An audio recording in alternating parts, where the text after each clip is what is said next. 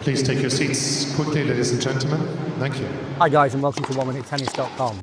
In today's session, I'm going to talk to you about the backhand, the one-hander and the two-hander, and I want to show you a very simple but very effective way of getting the correct kinetic chain, the body leading the arm, leading the racket, into your backhand. And when you swing this way, when you use the kinetic chain this way, you get power and control almost every single time. Now, the natural way to swing the backhand is to set the stroke up and then lead through with the hand. And it's easy to do this, and if it's off an easy ball or a hand-fed ball or a ball machine, then this is very effective.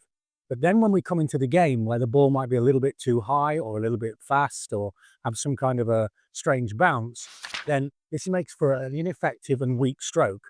And the players who swing this way, very often the rackets wobble a lot on contact and it's not stable, and so they end up practicing with a topspin backhand and playing with a slice backhand. That might be you. Now, the way to correct this is to understand and then apply the kinetic chain. And the kinetic chain is where we swing with the body first. See how my body is starting first, and then my arm comes through, and then finally, the racket is released and it flies through the ball powerfully and with a very stable contact. Now, to get an understanding of this and a way of applying it into your game, let's look at the shape that's required and then reverse engineer, working it from the racket, then the hand, then the elbow, then the shoulder, the opposite way round to the way that we actually want. So the first thing is, what's the shape? And the shape we want here is a kind of circular shape in an anti-clockwise direction. See, as I make the stroke here, see, I'm going to make a circular shape and then throw the racket away. Okay, a circular shape in an anti-clockwise direction.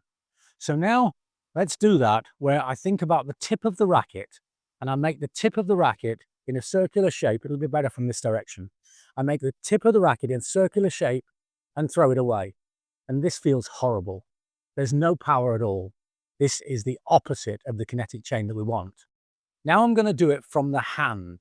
And now I make the circular shape and throw the racket away.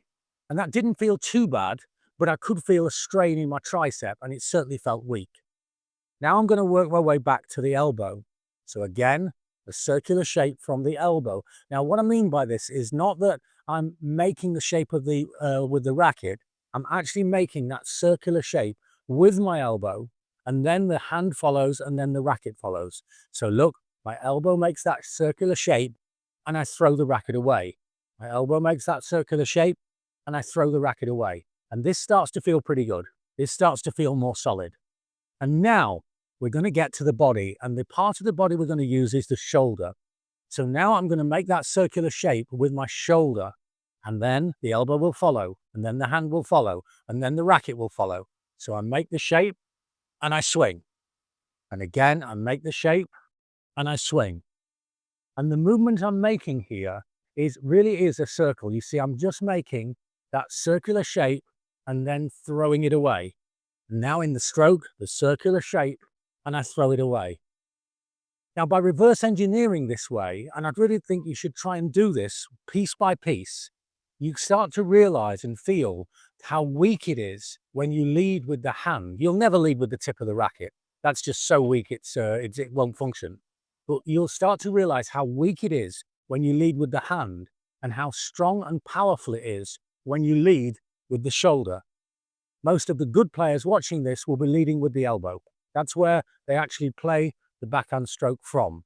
The arm might be straight, but you see I'm actually swinging. I'll put my hand on it to emphasize it. I'm swinging my elbow. No, reverse engineer. Feel how weak it is from the tip of the racket. Feel the weakness from the hand, and then you'll feel more strength from the elbow. But if you continue that progression and go to the shoulder and make the anti-clockwise circular motion with your shoulder, it will feel wonderful and stable. Then we make some shadow strokes and then hit balls and really emphasize the feeling of the shoulder leading the stroke. And this way you'll apply the kinetic chain into your backhand. It's exactly the same for the two-hander.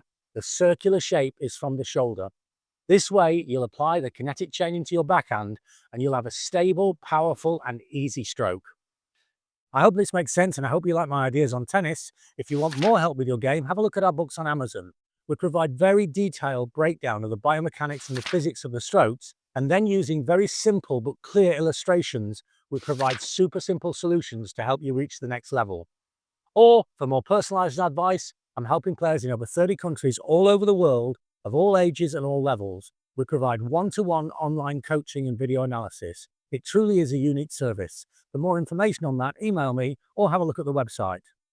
So put the kinetic chain into your backhand. Don't lead with the elbow, don't lead with the hand, and never lead with the racket.